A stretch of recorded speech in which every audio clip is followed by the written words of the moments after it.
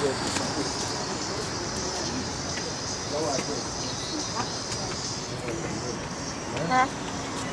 The girl down here, you're having one.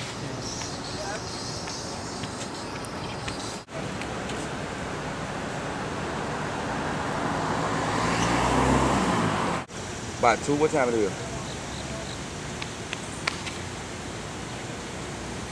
Oh yeah, I got time. I'm sitting up at the King's Center right now. I'm just chilling for a minute. I gotta go there on by King Memorial train station. I'm gonna be there for a minute.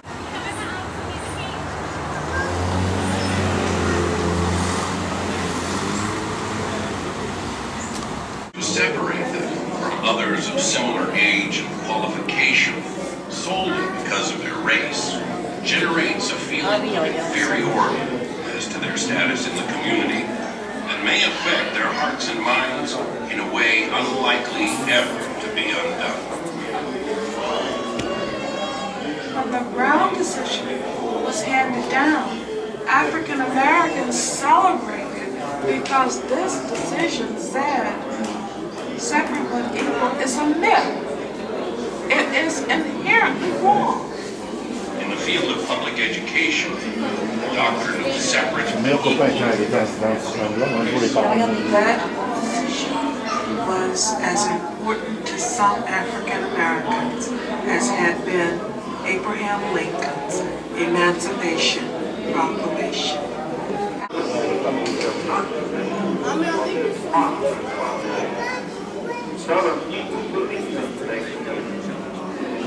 Somebody started yelling. Lynch. No nigga bitches want to get it on. Get out of here.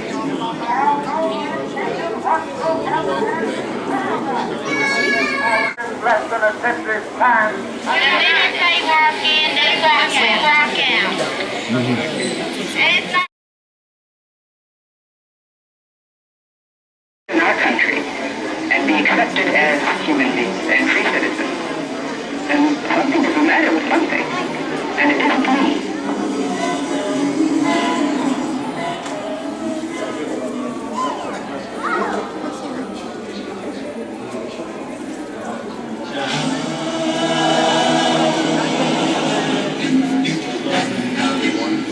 Under Southern slavery, the Negro improved both physically and morally.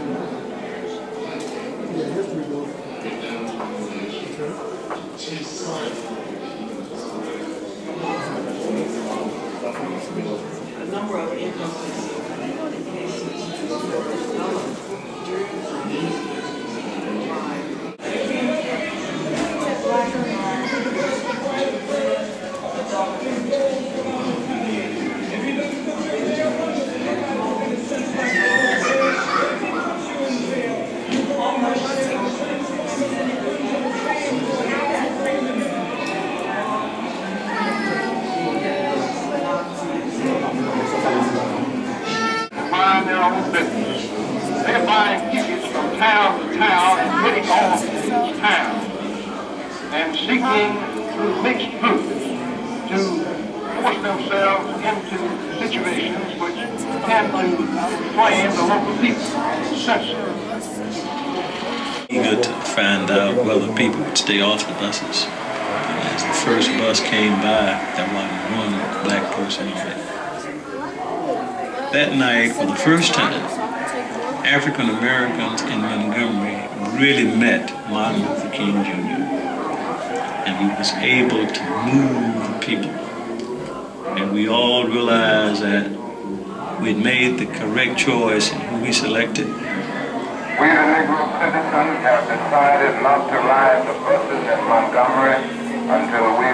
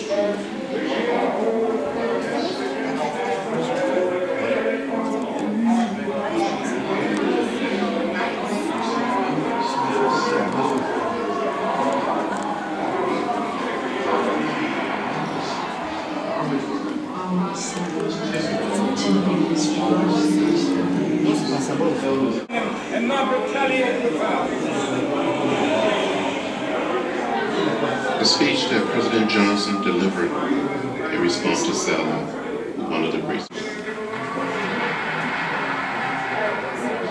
was with Martin Luther King Jr. as we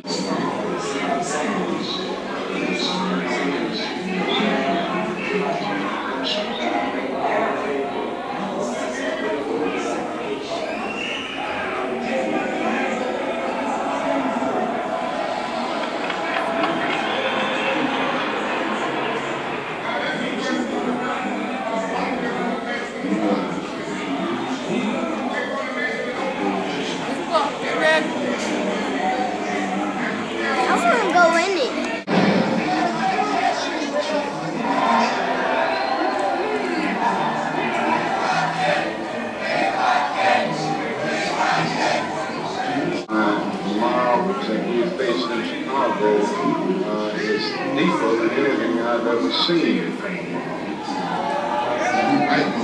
Just yelling, where's that nigga King? Where's that nigga King? And Dr. King was like about 10, 15 feet away from her and heard her and just got out of the march and went over to her.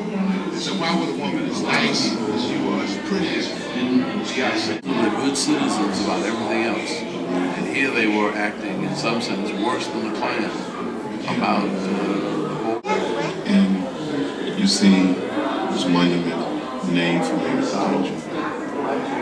It was the ordinary people who, through their music,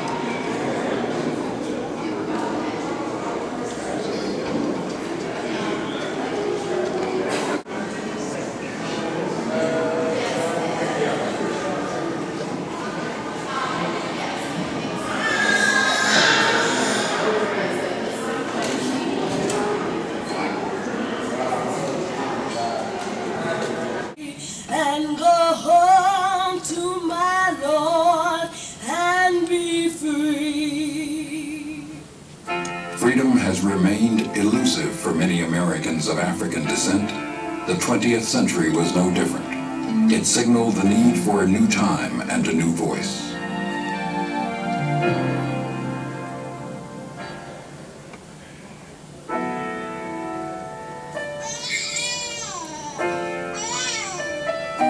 On January 15th, 1929, Mrs. Alberta King gave birth to her first baby boy in Atlanta, Georgia. Born as Michael Luther King Jr., the family later changed his name to Martin.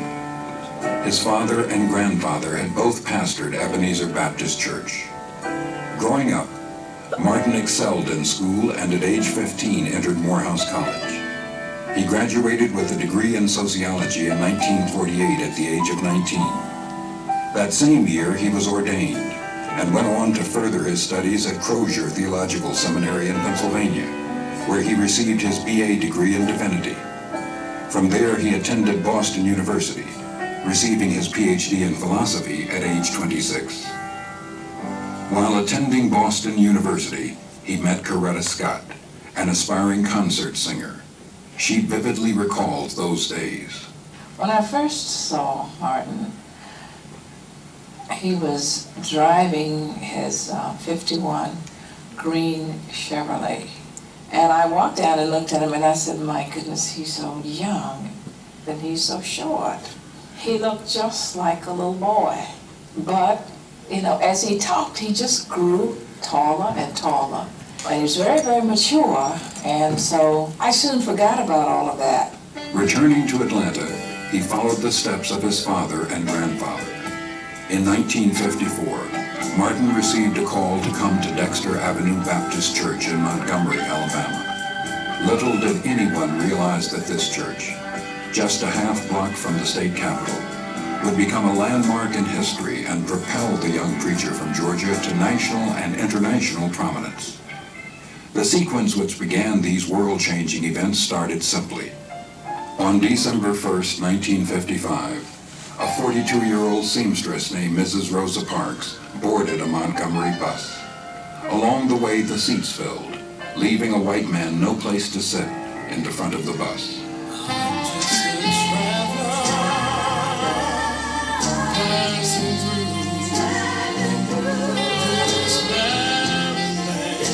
The custom and strictly enforced Jim Crow law forced any black rider to yield his or her seat.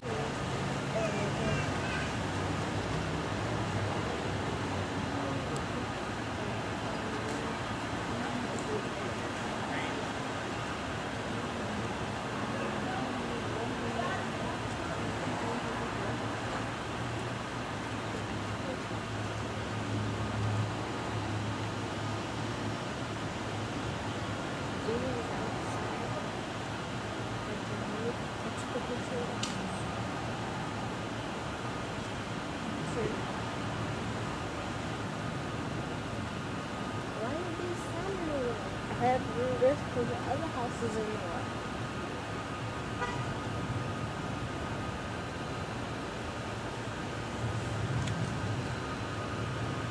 What's green stuff on this tray?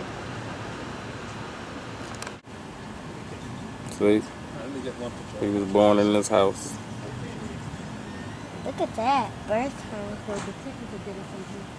Yeah, this night I've been in there. I was in there when you just walked down. I mean, they had the Rangers and they had a furnace, an indoor plumbing, bathroom back in 1930, 1918 something. I said they was rich. They had all that. They had the money. They had the furnace. They had central heating up in here. 18. He was born what? 1934. Well, no.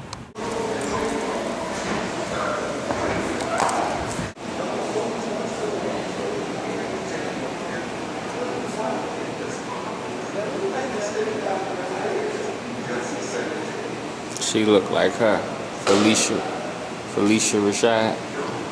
That's what you talking about?